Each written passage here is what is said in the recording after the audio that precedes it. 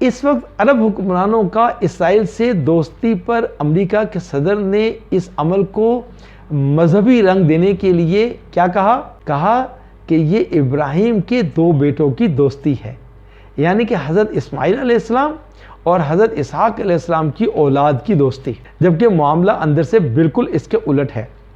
عرب حکمرانوں نے ابھی تک کوئی واضح راستہ اختیار نہیں کیا، وہ ابھی خاموش ہیں، صرف ایلومیناتی اور فری میسن کی طرف سے روزانہ نئی باتوں کے اعلانات ہو رہے ہیں، اور وہ بھی ٹویٹر پر، آمنے سامنے نہیں۔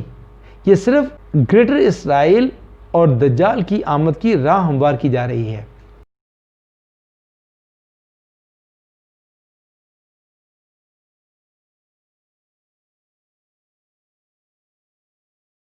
السلام علیکم ورحمۃ اللہ، الحمدللہ وحدہ والصلاۃ والسلام علی من لا نبی بعدہ۔ میرا نام سید عابد محمود ہے۔ آج انشاءاللہ گفتگو ہوگی وقت کے اعتبار سے اس وقت جو مسلمانوں کے ساتھ مسائل آ رہے ہیں، اس میں مسلمانوں کی کیا سوچ ہونی چاہیے، نظریات کیا ہونے چاہیے۔ تو آئیڈینٹی کرائسس کہ مسلمانوں کی اپنی شناخت، وہ کون سی علامتیں ہیں جس میں مسلمان اور جو غیر مسلم ہیں ان میں کیا کیا مختلف چیزیں ہیں، وہ کیا کیا مختلف نظریات ہیں، وہ کیا چیزیں ہیں جس سے عام مسلمان میں اور ایک غیر مسلم میں فرق ہے۔ ایک لبرل یہ کہہ رہا تھا کہ مسلمان اس لیے سخت ہوتے ہیں کہ اسلام ایک اصول پسند مذہب ہے۔ یہ ایک عام انسان کے لیے درست مشاہدہ ہے، اور یہی اسلام کا امتیاز ہے کہ اس نے اپنے ماننے والوں کو طریقہ زندگی دیا ہے اور اسی طریقے پر چلنے کو عبادت قرار دیا۔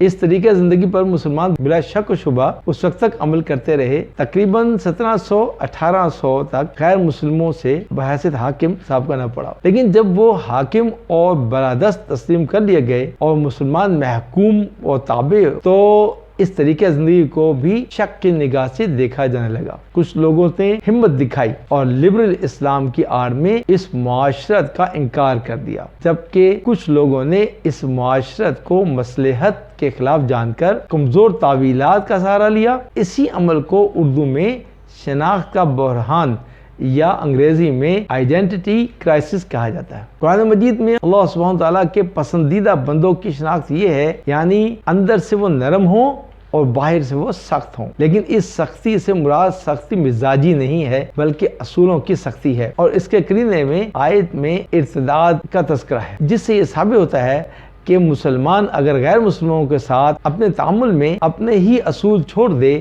اور اس کے طور طریقوں اختیار کر لے تو بالآخر ارتداد کا سبب بن جاتا ہے۔ غیر مسلم ہمارے برادر ہیں اور برادر وطن ہیں، وہ ہمارے مذہبی بھائی نہیں ہیں۔ ہم ان کے عام خوشیوں اور غموں میں شریک ہوں، اچھی بات ہے، لیکن ان کے مذہبی خوشیوں اور غموں میں شرکت اپنے اصولوں سے انحراف ہے۔ پھر کرسمس اور دیوالی ہی کیوں، دنیا میں ایک تہوار ایسا بھی ہے جو ایک مسلم فرقے کے ذریعے سے منایا جاتا ہے اور جس کی بنیاد غم ہے۔ آپ بھی اس فرقے کے ساتھ مل کر شہادت حسین پر ماتم کیجئے یا کم از کم اظہار افسوسی کر دیجئے۔ یہ رواداری کا تعلق صرف ہندوؤں اور عیسائیوں سے ہی کیوں ہے؟ ہمارا نفس ہمیں اسلامی معاشرت کو فرسودہ ثابت کرنے کے لیے طرح طرح کی تعویلات سکھاتا ہے۔ مثلا کچھ لوگ یہ سمجھتے ہیں کہ غیر مسلموں کے ساتھ مذہبی تہوار منانے اور خوشیاں بانٹنے پر وہ ہمارے قریب آ جائیں گے اور یہ طریقہ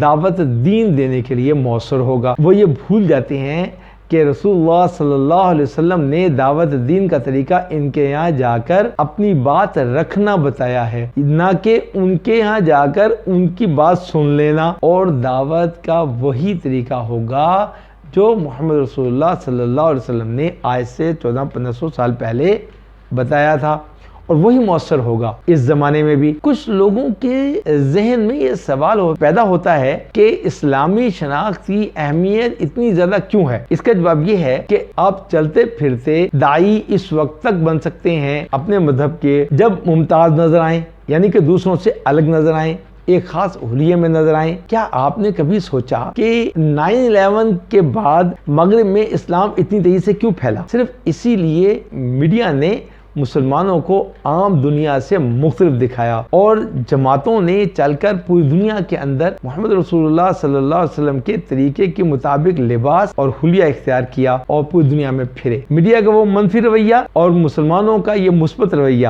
دنیا میں دعوت کے نام سے چلنا پھرنا، آج بھی مغربی ممالک میں غیر متعصب لوگ جب مسلمانوں کو دیکھتے ہیں تو خود ان تک پہنچنے کی، ان سے مل کر بیٹھ کے بات کرنے کی کوشش کرتے ہیں، اور یہی وقت اپنی بات رکھنے کا بہترین موضوع وقت ہوتا ہے۔ شناخت اسلامی تاریخ کا ایک اہم ترین جز ہے۔ ایسا نہیں ہے کہ یہ صرف اسلامی مسئلہ ہے، بلکہ غیر مسلمانوں کے یہاں اس کو بڑی اہمیت دی جاتی ہے اور کسی کو کوئی اعتراض نہیں ہوتا۔ امریکہ جیسے ملک میں جہاں مادیت کے سامنے ہر چیز اکھڑ جاتی ہے، ایک قوم ایسی بھی آباد ہے جس کو امیش کہا جاتا ہے۔ یہ لوگ شہروں سے دور رہتے ہیں، مذہبی بنیادوں پر اپنی زندگی گزارتے ہیں، سائنسی ترقیات کو حرام سمجھتے ہیں، آج بھی سفر کے لیے گھوڑا گاڑی استعمال کرتے ہیں، ان کے یہاں فون، بجلی وغیرہ نہیں ہوتی۔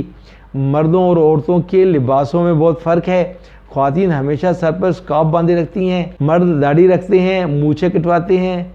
یہ عیسائی فرقہ ہے، اپنی امتیازی شناخت کی بنیاد پر بہت زیادہ پہچانا اور سمجھا جاتا ہے، لیکن یکساں معاشرہ ہونے کی وجہ سے کوئی امتیاز باقی نہیں ہے، ورنہ عیسائیوں میں لاتعداد فرقے ہیں جن میں عقائد کے اعتبار سے بڑا فرق ہے۔ امیش قوم کی الگ معاشرت، کوئی اعتراض نہیں کرتا، ان کے معاملات میں کوئی دخل نہیں دیتا، وہ فخر سے اپنی شناخت کا تحفظ کرتے۔ برصغیر کے مسلمان بہت جلد احساس کمتری میں مبتلا ہو جاتے ہیں، احساس کمتری کا شکار ہو جاتے ہیں، اور وہ غیر مسلموں کو دعوت دینے میں دیگر علاقوں کے مسلمانوں کے مقابلے میں غالباً سب سے پیچھے ہیں۔ لیکن پھر بھی یہ کہتے ہیں کہ ان مذہبی تہواروں میں شرکت اور ان کو مبارکباد دینے سے دعوت دین میں آسانی ہوگی۔ آپ کو اپنی الگ شناخت کا تحفظ کرنا ہوگا۔ آپ کے بڑوں نے تو پیتل کے برتن اس لیے استعمال نہیں کیے کہ وہ غیر مسلم استعمال کرتے تھے، اور تو اس لیے مسلمانوں نے تانبے کے برتنوں کا رواج رکھا، حالانکہ یہ کوئی مذہبی مسئلہ نہیں تھا۔ آپ نمک بن کر پانی میں جائیں گے تو حل ہو جائیں گے۔ پانی کو نمکین نہیں ہے، بلکہ اس کو اپنے اندر جذب کر لینا مطلوب ہے۔ اسی لیے بہت سی احادیث میں غیر مسلموں کے تہواروں میں شرکت، ان کو اسلام کرنے، ان جیسے کپڑے پہننے اور ان جیسا حلیہ بنانے کی ممانعت کی گئی ہے، بلکہ ایک مسلمان کی شناخت باقی رہے اور وہ آئیڈینٹی کرائسس کا شکار نہ ہو۔ انسان کی اس طرح سے مختلف سوچ کا بن جانا ایسے نہیں ہو جاتا۔ ذہن میں وہم وسوسوں کا پیدا ہونا، مختلف سوچوں کا پیدا ہونا، اپنی مرضی کو درست سمجھنا اور اس کو اپنے نظریہ اور عقائد بنا لینا، عمر بھر اس کے اوپر عمل کر دینا، دوسروں کو بھی دلیل دے کر اپنے نظریات کی دعوت دینا اور ان کو تیار کرنا، جبکہ ان نظریات کا دنیا کے کسی بھی دین سے کوئی تعلق نہ ہو۔ یہ صرف ایسے ہی نہیں ہے، اس کے پیچھے کچھ قوتیں ہوتی ہیں، اور وہ ہیں شیطانی قوتیں، جادو کی قوتیں، جو انسان کا دشمن ہے۔ اس موضوع پر ایک تفصیلی گفتگو کریں گے انشاءاللہ۔ شیطانی جنات کئی طرح کی قسموں میں ہوتے ہیں، ان میں سے ایک شیطان جو قرین جن ہے اور شیطان ہے، وہ بھی انسان کے ساتھ ہوتا ہے، انسان کے ساتھ ہی وہ پیدا ہوتا ہے۔ بعض ایسے لوگ رہتے ہیں جو کچھ مخصوص عمل کر کے اس قرین جن کے ساتھ دوستی کر لیتے ہیں اور ساز باز کر لیتے ہیں۔ جادوگر بھی ایسے ہی کرتے ہیں۔ کوئی بھی جادوگر اچھا جادوگر اس وقت تک نہیں بن سکتا جب تک وہ شیطان کو اپنا دوست نہ بنا لے۔ یہ قرین شیطان اس کا دوست بن جاتا ہے۔ اس کے لیے بعض چلے کر کے دوستی لگائی جاتی ہے، دوستی میں کچھ کام اس کے لیے کیے جاتے ہیں، کچھ کام اس سے کروائے جاتے ہیں۔ جس طرح ہمارا کوئی دوست ہوتا ہے، ہم اس کے کام آتے ہیں اور اس سے کام لیتے ہیں اور اس کو اپنے کسی کام پہ بھیجتے ہیں، اور کبھی وہ ہمیں اپنے کسی کام پہ بھیجتا ہے۔ دوستی کا یہ مطلب نہیں ہے کہ میں اس کے تابع ہوں یا وہ جن میرے تابع ہے۔ دوستی برابری کی بنیاد پر، برابری کی سطح پر ہوتی ہے۔ کبھی اس کے کام آ جاتے ہیں اور کبھی وہ ہمارے کام آ جاتے ہیں۔ تو انسان جو ہے وہ ہمیشہ اس طرح کی دوستیاں کرتا ہے قرین جن کے ساتھ، اور وہ اپنی بات منواتا ہے اس انسان سے۔ اب اس کے اوپر بات کریں گے۔ قرین شیطان کے ساتھ دوستی لگائی جاتی ہے، معاہدہ کیا جاتا ہے، ہم آپ کی بات مانیں گے اور آپ ہماری بات مانیں۔ شیطان اس وقت تک دوستی نہیں کرتا جب تک شیطان کی مانی نہ جائے، تو لہٰذا جادوگر بننے کے لیے شیطان کی پوجا بھی کرتے ہیں، وہ اپنی پوجا کرواتا ہے، اس کی باتیں مانتے ہیں۔ اس طرح بڑا عامل بننے کے لیے شیطان کے ساتھ دوستی لگائی جاتی ہے، اس کے قریب ہونا پڑتا ہے، اس کی فرمائشیں پوری کرنی پڑتی ہیں۔ اب یہ مختلف چیزوں کی قسمیں ہوتی ہیں جو کہ یہ جادوگر ان کے ساتھ کرتے ہیں۔ یہ چلے انتہائی گندے اعمال کے ہوتے ہیں، چونکہ شیطان انسان کا دشمن ہے، مسلمان کا دشمن ہے، تو اس وقت تک اس انسان سے دوستی نہیں لگاتا، خوش نہیں ہوتا جب تک کہ وہ انسان اپنی انسانیت سے گر کر کام نہ کرے، اللہ کی توہین نہ کرے، گندے کام کرے گا، گندے کام کر کے دکھائے گا، اس وقت تک وہ شیطان اس سے دوستی نہیں کر سکتا۔ اب شیطان کے ساتھ دوستی لگانے کے لیے دو کام کرنا بہت ضروری ہوتا ہے، ایک اپنی ذات کی تذلیل کرنا یا انسانیت کی تذلیل کرنا، اور دوسرا اللہ کے دین کی توہین کرنا۔ تو یہ دو کام ہو گئے جو وہ کرواتا ہے۔ شیطان جن کے ساتھ دوستی ہو جاتی ہے پھر وہ اس کے کام آتا ہے۔ اب سوال یہ پیدا ہوتا ہے کہ انسان کی اپنی ذات کی تذلیل کرنے سے شیطان کو کیا فائدہ ہوتا ہے؟ جب انسان اپنے آپ کو ذلیل کرتا ہے تو شیطان خوش کیوں ہو جاتا ہے؟ شیطان انسان کی تذلیل کرنے سے اس لیے خوش ہوتا ہے کہ شیطان کی انسان کے ساتھ دشمنی کی وجہ اللہ تعالیٰ فرماتے ہیں ہم نے بنی آدم کو فضیلت بخشی ہے۔ اسی وجہ سے شیطان نے جھگڑا کیا تھا کہ شیطان نے کہا تھا میں فضیلت والا ہوں، مجھے آگ سے پیدا بنایا گیا ہے، جبکہ اللہ فرماتا ہے کہ آدم فضیلت والے ہیں۔ یہی تو وہ بنیادی جھگڑا تھا۔ آج دنیا میں شیطان اس آدمی سے خوش ہوتا ہے جو اپنے آپ کو ذلیل کرے اور برے اعمال کرے اور ذلت کی تہہ گہرائیوں میں گر جائے، اس کے ساتھ شیطان بہت خوش رہتا ہے، اور شیطان کے مطابق اپنے آپ کو ڈھال کر اس کے مطلب کو پورا کرے کہ میں ذلیل ہوں، میں کمینہ ہوں، تو وہ بہت خوش ہوتا ہے اور دوستی لگاتا ہے۔ دوسرا، شیطان سے دوستی لگانے کے لیے جادوگر اپنے لیے بڑا عامل بننے کے لیے اللہ کے دین کی توہین کرنی پڑتی ہے، ایک اپنی توہین اور دوسرا اللہ سبحانہ وتعالیٰ کے دین کی توہین۔ چنانچہ اس طرح کے بے شمار واقعات ملتے ہیں۔ آپ نے دیکھا ہوگا ہمارے معاشرے کے اندر دین اسلام کو برا کہنے کے لیے بڑی عجیب منطقیں نکال کے لائی جاتی ہیں کہ بس کسی طریقے سے دیندار آدمیوں کو برا کہا جائے، کمتر کیا جائے، اور دینی اعمال کو برا کہا جائے، کمتر کیا جائے۔ اکثر آپ نے سنا ہوگا حج کے اوپر جانے کے لیے، قربانی کے اوپر کرنے کے لیے، یا اور بہت سارے کاموں کے لیے جہاں پر دینی کاموں، مسجدیں بنوانی ہوں، ان کے لیے وہ کیا باتیں کرواتے ہیں۔ اور کسی ساتھی نے اگر داڑھی رکھ لی ہے، نوجوان ہے، تو اس کے متعلق کیا کیا باتیں کی جاتی ہیں، کر وہی مسلمان رہے ہوتے ہیں، مسلمان کر رہے ہوتے ہیں، غیر مسلم نہیں کرتے، آپس کے رشتہ دار کر رہے ہوتے ہیں۔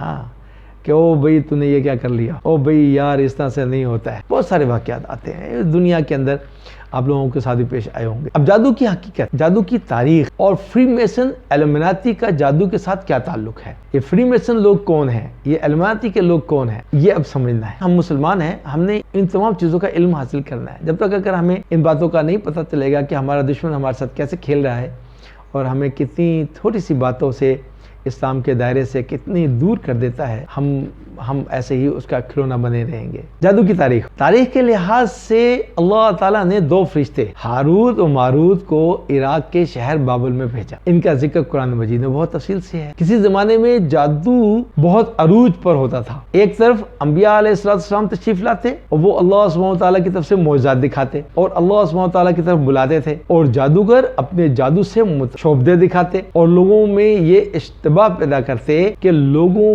میں یہ فرق کرنا مشکل ہو جاتا کہ نبی کون ہے اور جادوگر کون ہے۔ نبیوں کے معجزات اور جادوگروں کے شعبدے، ان میں فرق کرنے کے لیے اللہ سبحانہ وتعالیٰ نے دو فرشتوں کو، ہاروت اور ماروت کو عراق کے شہر میں جو بابل تھا اس میں بھیجا، جہاں پر یہ عقیدہ اور اعتقاد بہت زیادہ عروج پر تھا۔ چنانچہ فرشتے لوگوں کے لیے آزمائش بھی تھے اور لوگوں کو بتاتے تھے کہ جادو کیا چیز ہے اور جادو کیسے کیا جاتا ہے، اس کا طریقہ کیا ہوتا ہے، لیکن اس سے پہلے لوگوں سے وعدہ لے لیتے تھے مگر تم نے اس کو کرنا نہیں ہے۔ یہ ایک قسم کی لوگوں کے ساتھ آزمائش کے لوگوں کو سمجھانا ہوتا تھا کہ جادو یہ چیز ہوتی ہے اور ایسے معجزات ہوتے ہیں۔ چیزوں میں فرق یہ ہے، معجزات الگ چیز ہیں اور جادو الگ چیز ہے۔ اس سے لوگ ان فرشتوں سے سیکھتے تھے کہ یہ کام کرنا نہیں ہے لیکن کچھ تھوڑا سا سمجھ جانا ہے تاکہ ہمیں نبیوں میں اور جادوگروں میں فرق پتہ لگ جائے۔ اس چیز کا ذکر بھی قرآن مجید میں موجود ہے۔ جادو کا کام دنیا میں بہت عروج پر تھا۔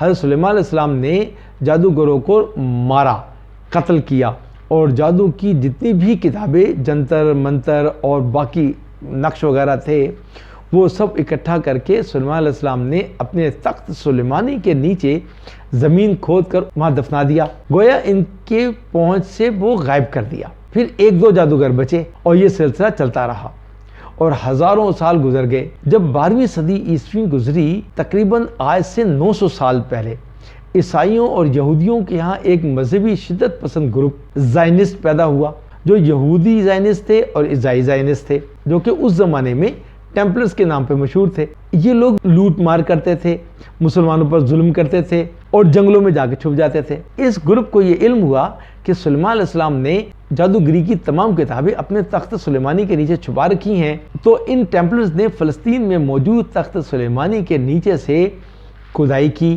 اور ان کو کچھ کتابیں تو ہاتھ لگ گئیں جن سے قبالہ جادو یعنی کہ کالا جادو کے حوالے جات ملے، اور ان کی مدد سے انہوں نے یہ کالا جادو دنیا میں کرنا شروع کر دیا۔ اب ایک طرف یہ ٹیمپلرز تھے اور ان کی لوٹ مار کی، اور دوسری طرف جادو کا کام بھی شروع کر دیا۔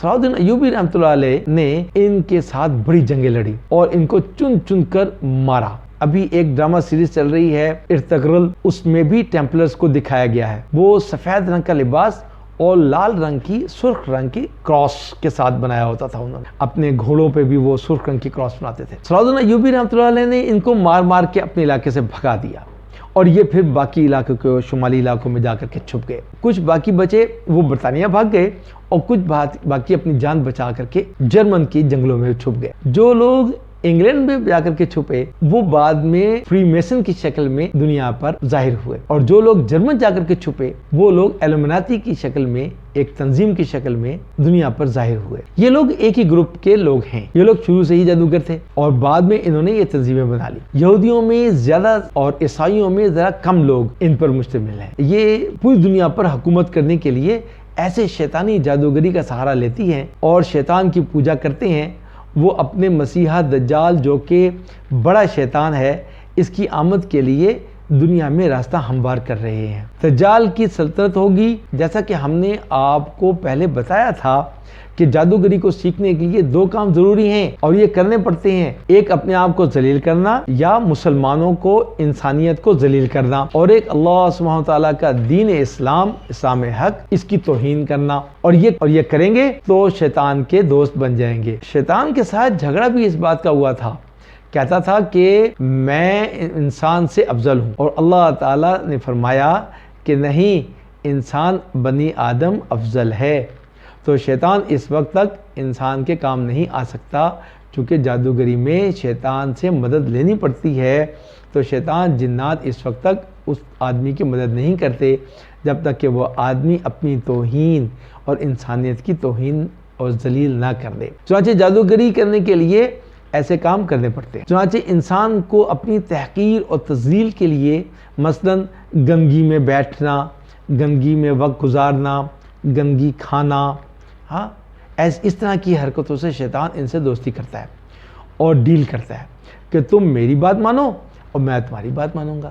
اسی طرح یہ آدمی اس کی پوجا کرتا ہے، شیطان کے بتائے ہوئے طریقوں پر زندگی گزارتا ہے۔ فری میسن اور ایلومناتی کے لوگ چونکہ شیطان کے پجاری ہیں، اس لیے وہ شیطان سے اپنی عقیدت کے اظہار کے لیے اس کے لیے سینگوں کا نشان بناتے ہیں اور لوگوں کے سامنے اس کو پیش کرتے ہیں تاکہ ساری انسانیت اس نشان کو بنائے کہ شہادت کی انگلی بالکل اس طریقے سے جیسے یہ اوپر تصویر میں آ رہا ہے۔ شہادت کی انگلی اور چھوٹی انگلی کو اکٹھا کھول کر اور درمیان کی دونوں انگلیوں کو بند کر کے بناتے ہیں۔ یہ تصویر 12ویں صدی عیسوی کی ہے، جب صلاح الدین ایوبی رحمۃ اللہ علیہ نے ان کے خلاف کاروائیاں کی تھی۔ یہ وہ پینٹنگز ہیں جو آج تک 900 سال سے محفوظ ہیں۔ یہ نشان واضح طور پر اس میں دکھایا گیا ہے۔ یہ شیطان کے 2 سینگوں کو دکھایا گیا ہے۔ اسی طرح فری میسن اور ایلومناتی کے نشان اور بھی ہیں، یعنی کہ دجالیت کا نشان ایک آنکھ، وہ بھی اب یہ دکھایا جا رہا ہے اس تصویر میں،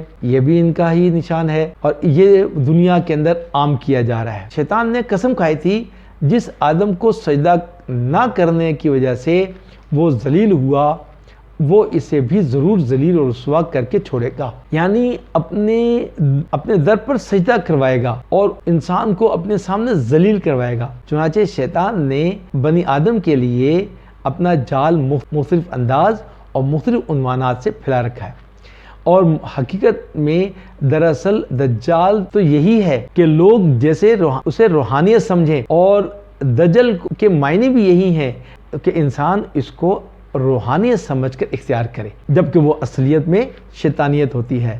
انسان کی کثیر تعداد اس فتنہ دجالیت میں پھنس کر شیطان کی اس قسم کو پورا کر رہی ہے، پیسہ بھی لگا رہی ہے، جدوجہد بھی کر رہی ہے، لوگوں کو دعوت بھی دے رہی ہے، دلیل دیتی ہے، ان کے پاس دلیلیں ہیں، گفتگو ہیں، الفاظ ہیں، مگر اس کا احساس ہی نہیں ہو، کیونکہ دجال کا کمال یہی ہے کہ لوگ اسے روحانیت ہی سمجھتے ہیں، دین سمجھتے ہیں، اپنا کوئی مذہبی عمل سمجھ کر اس کو دین سمجھ کر بدعت کرتے ہیں، نئی نئی ایجادات کرتے ہیں، جبکہ روح ایک پاکیزہ شے ہے جو انسان کا تعلق غیر اللہ سے توڑ کر اللہ سے جوڑتی ہے۔ آخر یہ کون سی روحانیت ہے جو بت پرستی پر، کفر پر، شرک پر، بدعت پر، اسلام کو برا کہنے پر، مذہبی اشعار کی مذاق اڑانے پر، گندگی اختیار کرنے پر اور دین سے دور رہنے کی دعوت دیتی ہے؟ آخر یہ کون سی روحانیت ہے؟ یہ کون سا مذہب ہے جو بتوں اور دیویوں اور دیوتاؤں کے لیے انسانی خون کا نذرانہ مانگتی ہے؟ ایلومناتی اور فری میسن تنظیمیں انہی شیطانی قوتوں کی براہ راست رہنمائی کرتی ہیں، اور دنیا بھر سے لوگ محض دولت، شہرت، اقتدار کے حصول کے لیے ان کے جال میں پھنس کر دجال کا راستہ اختیار کرتے ہیں، اور دجال کا راستہ ہموار بھی کر رہے ہیں۔ IMF، ورلڈ بینک اور تمام مالیاتی اداروں پر انہی کا قبضہ ہے۔ دنیا بھر کے حکمران انہی کی ڈکٹیشن پالیسی کو اختیار کر کے دجال کے ایجنڈے کو آگے بڑھا رہے ہیں۔ گویا یہودی مسیح و دجال جو کہ شیطان ہے کو اپنا نجات دہندہ سمجھتے ہیں اور اسی کی عملی حکومت کا راستہ ہموار کر رہے ہیں۔ گویا ہر طرف دجال کا غلبہ ہو رہا ہے، بڑھ رہا ہے۔ اگر کوئی کسر باقی رہ گئی ہے تو وہ صرف دجال کے ظاہر ہونے کی رہ گئی ہے۔ ان حالات میں بحیثیت مسلمان ہمیں اپنا جائزہ لینے کی ضرورت ہے کہ اس وقت ہم کون سے کیمپ میں کھڑے ہیں؟ دجال کے کیمپ میں، اسلام اور شعار اسلام کا مذاق اڑانے میں اور اسلام اور شعار اسلام کو چھوڑنے میں دجال کے کیمپ میں، یا اللہ اور اس کے رسول کے کیمپ میں اسلام اور اشعار اسلام کو اختیار کرنے میں، ان پر عمل کرنے میں؟ اللہ سبحانہ وتعالی ہمیں اس دجالی فتنوں کو سمجھنے اور ان سے بچنے کی توفیق عطا فرمائے۔ پہلے کئی بار ایلومناتی اور فری میسن ان تنظیموں کا تذکرہ ہو چکا، تو آخر آپ کے ذہن میں یہ سوال پیدا ہوگا کہ ان تنظیموں کو بنانے کا مقصد کیا ہے؟ یہ تنظیمیں دجال کے لیے بنائی گئی ہیں، اور یہ دونوں تنظیمیں دجال کو خوش آمدید کہنے کے لیے بھرپور تیاری کر رہی ہیں اور دنیا میں اس کے آنے کے لیے میدان ہموار کر رہی ہیں، لوگوں کو ڈرا کر، دھمکا کر اللہ کے دین سے دور کر رہی ہیں، انسانیت کی تذلیل کر رہی ہیں۔ حضور اکرم صلی اللہ علیہ وسلم نے اپنی امت کو دجال کے فتنے سے بہت ڈرایا۔ آپ نے فرمایا کہ حضرت آدم سے لے کر جتنے بھی فتنے آئے یا آئندہ آئیں گے، ان میں سب سے بڑا فتنہ دجال کا فتنہ ہے۔ حضرت نوح علیہ السلام سے لے کر محمد رسول اللہ صلی اللہ علیہ وسلم تک جتنے انبیاء تشریف لائے، ہر نبی رسول نے اپنی امتوں کو فتنہ دجال ڈرایا۔ اس بات سے اندازہ لگا لینا چاہیے کہ فتنہ دجال کتنا بڑا فتنہ ہے اور یہ انسانیت کے لیے کتنا خطرناک ہے۔ کہ انسان سمجھ بوجھ رکھنے کے باوجود بھی اس فتنے کو پہچان نہیں پائے گا۔ اس دنیا میں سب سے بڑا فتنہ دجال کا فتنہ۔ ہم اس وقت دجالیت کے دور سے گزر رہے ہیں، اس کو ہمیں پہچاننے کی ضرورت ہے۔ اگرچہ کہ وہ متعین شخصیت دجال نے ابھی آنا ہے اور ممکن ہے ہماری زندگیوں میں آ جائے یا ہمارے بعد آئے، لیکن فتنہ دجال سب سے بڑا فتنہ ہے جس کی زد میں لاکھوں کروڑوں مسلمان اور انسان آئیں گے۔ باعمل مسلمان اس کی زد میں آ جائیں گے اور ان کو پتہ بھی نہیں چلے گا کہ یہ روحانیت ہے، یہ شیطانیت ہے، اور جہنم کا ایندھن بن جائیں گے۔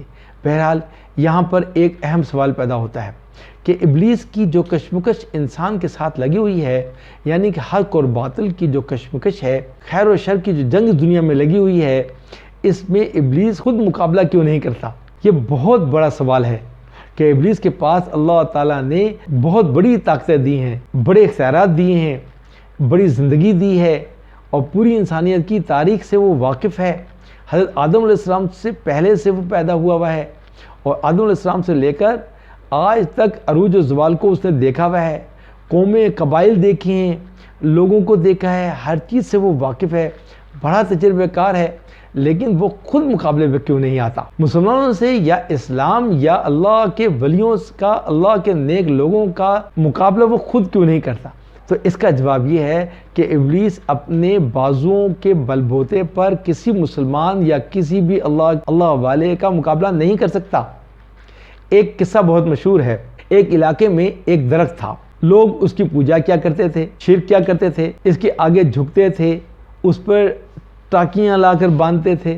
وہاں ایک نوجوان تھا، اس کو اس شرک کرنے والوں سے بڑی تکلیف ہوتی تھی کہ لوگ اس ایسے گندے شرک میں مبتلا ہو رہے ہیں۔ چنانچہ وہ ایک رات کڑھائی لے کر نکلا کہ آج رات اس درخت کو کاٹوں گا۔ تو راستے میں ابلیس انسانی شکل میں ملا اور سامنے آگے کھڑا ہو گیا اور کہنے لگا، میاں نوجوان کہاں جا رہے ہیں؟ تو اس نوجوان نے کہا کہ میں فلاں فلاں درخت کو کاٹنے جا رہا ہوں۔ تو ابلیس نے اس کو منع کیا کہ تمہیں میں یہ درخت نہیں کاٹنے دوں گا۔ تو اس نوجوان نے اس کو گلے سے پکڑ کر زمین پر پھینک دیا اور خوب پٹکا، خوب لڑائی ہوئی، کیونکہ وہ انسانی شکل میں تھا۔ اس نوجوان کو معلوم نہیں تھا کہ یہ ابلیس ہے، تو اس نوجوان نے اس کو خوب پٹکا، خوب مارا۔ تو اس ابلیس نے آخر میں یہ کہا کہ بھئی تم ایک کام کرو، آج تم یہ نہ کاٹو، اور جب تم اپنے گھر جاؤ گے تو تمہارے گھر میں بستر کے سرہانے کے پاس سونوں سے بھری ہوئی ایک تھیلی درہم کی ملے گی۔ تو چنانچہ وہ نوجوان وہاں سے چلا گیا۔ جب گھر پہنچا تو اس کو واقعی وہاں سے سونے کی بھری ہوئی تھیلی ملی۔ اس نوجوان نے اس سونے کو استعمال کیا۔ جب وہ تھیلی ختم ہو گئی تو پھر وہ نوجوان دوبارہ کلہاڑی اٹھا کے نکلا۔ اب اس مرتبہ نکلا، پھر ابلیس وہ انسانی شکل میں اس کے سامنے آیا اور اس نے کہا میں تمہیں نہیں جانے دوں گا۔ دونوں میں پھر لڑائی ہوئی۔ اب کی مرتبہ ابلیس نے اس نوجوان کو اٹھا کے زمین پہ پٹکا اور پٹک کر اس کے سینے پر پیر رکھ کر کہا کہ تم پہلے تو اللہ کی رضا کے لیے آئے تھے، اخلاص والے تھے اور دین کی ترویج کے لیے نکلے تھے، شرک کو روکنے کے لیے نکلے تھے، اس لیے تم نے پچھلی مرتبہ مجھے گرا دیا تھا۔ اب کی مرتبہ تم اللہ کے لیے نہیں آئے، اس مرتبہ تم سونا لینے کے لیے آئے ہو، مال کے لیے نکلے ہو، اس لیے اس مرتبہ میں نے تمہیں اٹھا کر کے پٹک دیا، لہذا تم میرا مقابلہ نہیں کر سکتے۔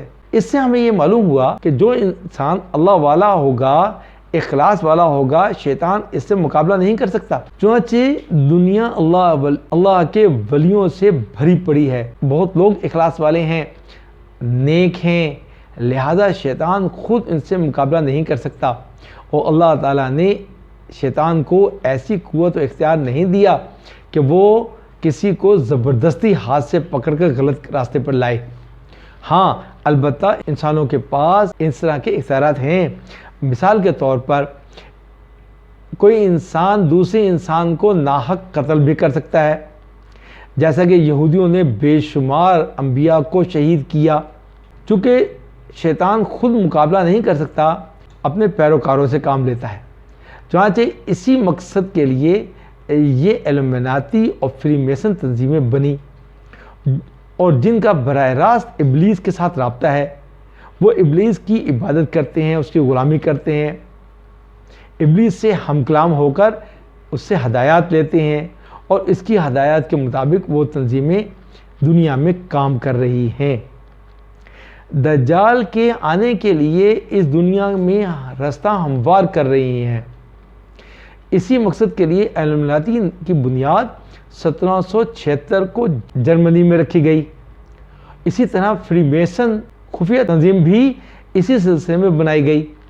इसकी बुनियाद 1717 में बताई जाती है। अगर हम कदीम तहजीब पर गौर करें तो इसका काम और तरीका फिरौनों से जा मिलता है, जो आज से 4-5 हजार साल पहले गुजर गए। लफ्ज इल्यूमिनाटी का मतलब है इल्म की रोशनी से मामूर। सबको इल्यूमिनाटी के लोग अपने आप को दुनिया के इल्म से मामूर समझते हैं। इनके सब प्लान खुफिया रखे जाते हैं, क्योंकि वो ये मानते हैं कि जो इल्म इनके पास है वो आम इंसानों के पास नहीं होना चाहिए। इसलिए इनका दीन, इनका ईमान, इनका जीना मरना सब इल्यूमिनाटी होता है। बाइबल में शैतान या इब्लीस का नाम लूसीफर बताया गया है, जिसका मतलब है रोशनी का लंबरदार। दरअसल शैतान को लूसीफर इसलिए कहा गया कि लूसीफर के मायने हैं सुबह का बेटा, जब वो अल्लाह का फरमाबरदार होता था। ये तंजीम आज भी शैतान को अच्छा मानती है और वो शैतान को लूसीफर ही कहती है। शैतान लूसीफर को इल्म देने वाला पुरनूर जाना जाता है और इनका अकीदा है कि लूसीफर हर चीज का मुनब्बे है। सारी रोशनी और सारे अलूम का मुनब्बे है। इन सारी तंजीमों का इस बात पर ईमान है कि शैतान लूसीफर अच्छा है और इसने अम्मा हवा को अच्छाई और बुराई की तालीम दी, और वो फल जिससे अल्लाह ताला ने आदम और अम्मा हवा को खाने से मना फरमाया था, इन शैतानी पुजारियों के मुताबिक अम्मा हवा ने वो फल खाकर अच्छा किया, क्योंकि वो खुदा जैसी बन गई थी, नाउज़ुबिल्लाह। जबकि इस्लामी तालीमात इसके बिल्कुल बरअक्स हैं। अल्बर्ट पाइक, जो कि फ्रीमेसन का बुनियादी आदमियों में से एक है, 33वीं डिग्री का फ्रीमेसन था। उसकी तस्वीर यहाँ आ रही है। कहा जाता है कि दुनिया की कुल आबादी में सिर्फ 1% इल्यूमिनाटी हैं, जो कि दुनिया के अमीर तरीन लोग हैं। ये 13 ब्लड लाइन खानदान हैं जो नस्ल दर नस्ल शैतान की पूजा करते आ रहे हैं। अगर कोई कहता है कि अमेरिका के सदर ट्रम्प या ओबामा इल्यूमिनाटी के मेंबर हैं तो गलत है, क्योंकि ये लोग अभी किसी को अपनी खुफिया तंजीम में शामिल नहीं करते, बल्कि वो इनको अपनी तंजीम का एक मोहरा बना कर रखते हैं और अपनी उंगलियों पर नचाते हैं, अपनी मर्जी के काम करवाते हैं। दूर होना चाहते हैं, मालदार होना चाहते हैं, दुनिया में कोई बड़ा ओहदा लेना चाहते हैं, वो शैतान से सौदा करते हैं, अपनी रूह बेच देते हैं और हमेशा इल्यूमिनाटी और फ्रीमेसन के गुलाम बनकर रह जाते हैं। वो जैसा कहते हैं इन्हें वैसा ही करना पड़ता है। अगर कोई मेंबर इल्यूमिनाटी का किसी कानून, किसी हुक्म पर अमल से इनकार कर दे या उसके खिलाफ वर्जी करे तो उसे इबरतनाक सज़ा दी जाती है, ख़तरनाक तरीके से उसको मार दिया जाता है। ये माना जाता है कि इल्यूमिनाटी के 13 नस्लें बैंक ऑनर्स, सियासतदान, दुनिया के मशहूर लोग, इलेक्ट्रॉनिक मीडिया के लोग और इस तरह के बहुत सारे तंजीमों को कंट्रोल कर रही हैं। इनका मतलब दुनिया में तमाम मज़ाहिब, ख़ास तौर पर इस्लाम को अमली तौर पर बिल्कुल ख़त्म करना है। नाम का इस्लाम रह जाए या सिर्फ किताबों में रह जाए, अमली ना हो। मुसलमान हो तो सिर्फ नाम के हों, अमली ना हो, ताकि सारी बनी नौ इंसान एक प्लेटफार्म पर जमा होकर दज्जाल को खुदा मान लें। ये लोग 80 से 90% दुनिया पर कंट्रोल कर चुके हैं। इसी फेडरल बैंक से कर्जा लेकर अमेरिका इनका गुलाम बन चुका है और दुनिया इनकी गुलाम बन चुकी है। और अगर कहा जाए कि अमेरिका के तमाम सदूर इनके यहाँ गाय भैंस से या जानवरों की हैसियत से कम नहीं है तो गलत नहीं होगा। ये 13 खानदान कट्टर यहूदी हैं और हमारा ईमान है कि यहूदी किसी तौर पर मुसलमानों के दोस्त नहीं बन सकते। इनकी ज़हनियत हमेशा शैतानियत की रही है और यही वजह है कि शैतान ने अपनी इबादत के लिए इनका इंतखाब किया। ये लोग बज़ाहिर अच्छे अच्छे काम करते हैं, इंसानियत की आसाइश व फलाही का काम करते हैं, लोगों से हमदर्दी करते हैं, इनका भरोसा हासिल करते हैं, लेकिन पस पर्दा इनके मकासद शैतानियत को परवान चढ़ाना होते हैं। اس وقت عرب حکمرانوں کا اسرائیل سے دوستی پر امریکہ کے صدر نے اس عمل کو مذہبی رنگ دینے کے لیے کیا کہا کہ یہ ابراہیم کے 2 بیٹوں کی دوستی ہے، یعنی کہ حضرت اسماعیل علیہ السلام اور حضرت اسحاق علیہ السلام کی اولاد کی دوستی، جبکہ معاملہ اندر سے بالکل اس کے الٹ ہے۔ عرب حکمرانوں نے ابھی تک کوئی واضح راستہ اختیار نہیں کیا، وہ ابھی خاموش ہیں۔ صرف ایلومیناتی اور فری میسن کی طرف سے روزانہ نئی باتوں کے اعلانات ہو رہے ہیں، اور وہ بھی ٹویٹر پر، آمنے سامنے نہیں۔ یہ صرف گریٹر اسرائیل اور دجال کی آمد کی راہ ہموار کی جا رہی ہے۔ سائنسدان کہتے ہیں انسانیت نے جو مختلف نفرتوں کے بیج بو دیے ہیں، ایک دوسرے کی مخالفت میں لوگوں کو مختلف عقائد اور مختلف تنظیموں میں مختلف نظریات میں بانٹ دیا ہے کہ صرف ہم حق پر ہیں، باقی ناحق ہیں، تو ایک نہ ایک دن ان میں جنگ ضرور ہوگی۔ ہم نے مدتوں کی محنت سے اس انسانیت کے دماغ کے جینیٹک کوڈ میں یہ شامل کر دیا، وہ جاہل ہے، وہ بدتمیز ہے، یہ وحشی ہے، یہ اجٹ ہے، یہ گنوار ہے، یہ مجھ سے نیچ ہے، یہ تمہیں مار دے گا، اگر تم نے اس کو نہ مارا یہ انسانیت کا دشمن ہے اور تم فاتح ہو۔ اور اس طرح ہوگا کہ ایک نہ ایک دن انسان کے ہاتھوں بٹن دبے گا اور دنیا تباہ ہو جائے گی۔